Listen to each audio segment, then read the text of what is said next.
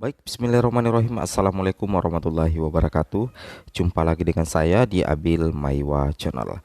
Jadi teman-teman, channel ini merupakan channel pendidikan tempat kita berbagi tentang aplikasi pendidikan, Microsoft Office, serta tips dan triks komputer. Jadi pada video kali ini Bapak Ibu ya, kembali lagi admin akan mencoba mengupdate informasi terbaru terkait P3K Guru di tahun 2022. Di sini baru saja ya ada pengumuman penting untuk seluruh honorer ya, terkait untuk guru juga kesehatan dan teknis tentunya, dan untuk guru P1 tanpa formasi ada peluang besar Bapak Ibu ya di tahun 2023, yang mana terobosan dari Mas Nadim untuk guru-guru honorer terutama yang P1 itu sangat kena dengan kebijakan yang akan kami sampaikan pada hari ini. Tapi sebelum kita lanjut, bagi rekan-rekan guru yang baru pertama kali menemukan channel ini, jangan lupa tekan tombol subscribe-nya dan aktifkan lonceng notifikasi agar setiap hari Bapak Ibu bisa mendapatkan informasi-informasi terbaru dari kami Bapak Ibu ya. Oke, kita langsung saja Bapak Ibu ya, to the point saja ke informasinya.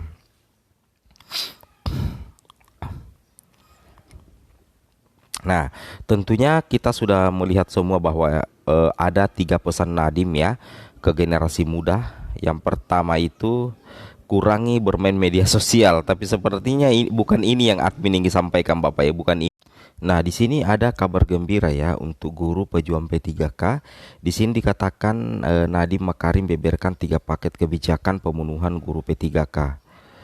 Yang mana di sini pemerintah pusat akan melengkapi jumlah formasi P3K jika hingga Maret 2023 formasi yang diajukan pemerintah daerah tidak mencapai 100% ya. Tidak mencapai 100%. Nah, yang kedua adalah ada Undang-Undang Anggaran Pendapatan dan Belanja Negara, Undang-Undang APBN dan Peraturan Menteri Keuangan akan mengatur secara spesifik tentang anggaran gaji dan tunjangan bagi P3K tentunya Bapak Ibu ya.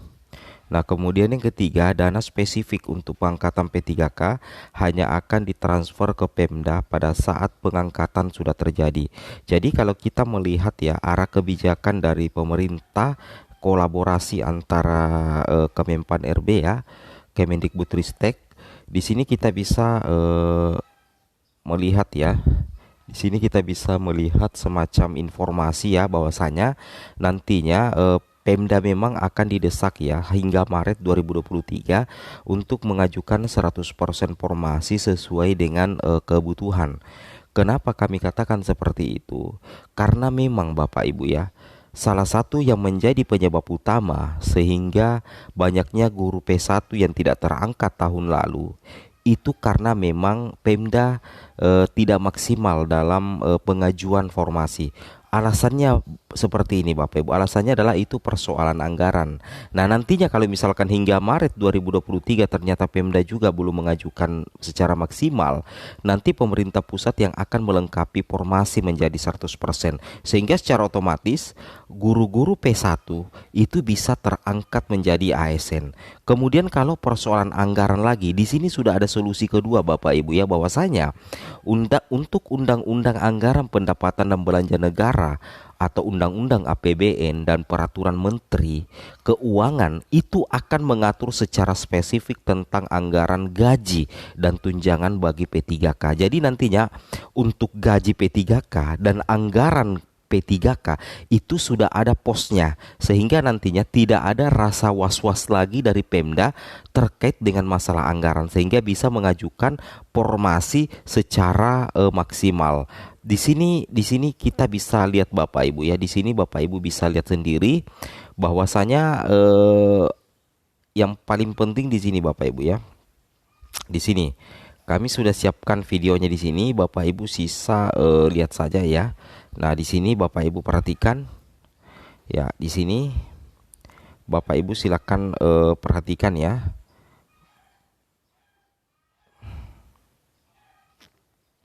Nah, bukan ini Bapak Ibu ya. Nah, di sini Bapak Ibu bisa melihat bahwasanya untuk rincian dana transfer umum tahun anggaran 2023 menurut provinsi, kabupaten, kota. Ini adalah rincian dana transfer umum atau DAU Bapak Ibu ya untuk tahun anggaran 2023. Yang mana kalau kita lihat di sini sudah ada pos-pos tertentu Bapak Ibu ya. Di sini sudah ada pos-pos tertentu termasuk bidang pendidikan dan penggajian formasi P3K. Di sini sudah sangat jelas ada tertulis penggajian formasi P3K. Berarti poin kedua yang kita bahas tadi sebenarnya itu sudah direalisasikan Bapak Ibu ya, jauh-jauh hari sebelum tahun 2023 masuk. Jadi secara otomatis nantinya dengan adanya penggajian formasi P3K berarti sudah ada kebutuhan yang akan ditentukan bahwa instansi ini kebutuhan P3K gurunya sekian, sehingga anggarannya sudah siap Bapak Ibu ya. Bahkan sudah di pos-pos seperti ini sehingga tidak mungkin akan bercampur dengan anggaran yang lain. Coba lihat ya. Di sini dikatakan penggajian formasi P3K. Kemudian di sini dikatakan bidang pendidikan. Di sini pendanaan kelurahan, bidang kesehatan, bidang umum. Jadi ini sudah terpisah-pisah sehingga secara otomatis persoalan tahun lalu sehingga Pemda itu minim dalam mengusulkan formasi karena tidak ada kejelasan penggajian formasi P3K. Sekarang nantinya di tahun 2023 itu sudah ada kejelasan Bapak Ibu ya, 100% sudah ada kejelasan, sehingga logikanya harusnya Pemda itu sudah harus memastikan mengusulkan formasi P3K guru di tahun 2023 itu secara maksimal. Kalau misalkan di Pemda kebutuhannya itu adalah 30, maka Pemda tidak usah ragu, ajukan 30. Karena untuk anggaran di dana alokasi umum, menurut rincian dana transfer umum tahun anggaran 2023 itu sudah ada ya, sudah ada pos tersendirinya Bapak Ibu ya. Di sini katakan penggajian formasi P3K. Logikanya seperti itu. Nah, jadi aman Bapak Ibu ya. Nah, seperti halnya dengan di sini Bapak Ibu. Di sini kita bisa lihat ya bahwasanya untuk DAU celah fiskal yang ada ya. Di sini sudah ada formulasi alokasi. Kemudian di sini ada penggunaan Bapak Ibu. Kemudian di sini ada DAU calo fiskal, yaitu kebutuhan fiskal potensi pendapatan.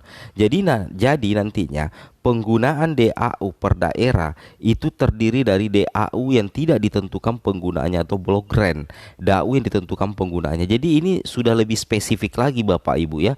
Itu yang harus Bapak Ibu pahami. Ini sudah lebih spesifik lagi. Nah, di sini sudah sangat jelas ya. Tahun 2023 Kemendikbudristek telah menghitung kebutuhan guru sebesar 662.919 guru P3K. Kami mendorong pemerintah daerah untuk mengajukan formasi guru sebesar 100% kebutuhan. Anggaran gaji dan tunjangan melekat guru P3K telah menjadi bagian dari transfer daerah. Jadi sudah tidak ada alasan lagi ya. Jadi di tahun 2023 sudah sangat sistematis ya, sudah sangat terarah, dan persoalan-persoalan teknis di tahun 2022 sudah di cover nantinya di tahun 2023, termasuk formasi, anggaran dan sebagainya. Sehingga bagi P1 yang belum mendapatkan penempatan itu bersabar, mudah-mudahan bisa nantinya diakomodir Bapak Ibu ya di tahun 2023 mendatang. Amin ya. Itu yang kita doakan, mudah-mudahan saja direalisasikan. Seperti halnya ini di tahun 2022 ini memang agak kurang Bapak Ibu. Statistik pendaftaran P3K guru 2022 saja yang tidak submit itu banyak, 1551. P2 567, P3 7357. Nah, kemudian yang masuk syarat untuk prioritas 1 itu 131.297, 8.441, 185.495. Sedangkan yang TMS 0. P2 yang TMS tidak memenuhi syarat itu 313. P3 itu 3.711 Bapak Ibu. Nah, kemudian di sini kita bisa cek lagi bahwa 3 pesan. Nah, ini bukan ya, ini salah screenshot aja Bapak Ibu ya. Nah, oke. Nah, di sini juga dikatakan ya, di lain pihak memang ada tuntutan dari FG HNLPSI kepada pemerintah. Yang pertama itu adalah kembalikan sisa formasi P3K tahun 2021 pada setiap daerah. Kemudian yang kedua, di sini kita bisa lihat Bapak Ibu, berikan payung hukum bagi P1 yang belum mendapatkan penempatan agar dapat terakomodir Bapak Ibu, baik guru negeri maupun swasta melalui Kepmenpan RB tahun 2022 dan dituntaskan di tahun 2022. Tapi susah ya kalau mau dituntaskan di tahun 2022. Oke, kemudian kita lanjut lagi. Yang ketiga, untuk menyelesaikan masalah terkait pemerintah daerah yang menolak P1 dengan alasan anggaran, kami menuntut angkat P1 yang belum mendapatkan penempatan menjadi PNS. Kemudian keempat, menuntut mengamankan data P1 yang belum mendapatkan penempatan dan memetakan P1 yang sudah di PHK agar dapat bekerja kembali. Oke, demikian informasi kami. Assalamualaikum warahmatullahi wabarakatuh.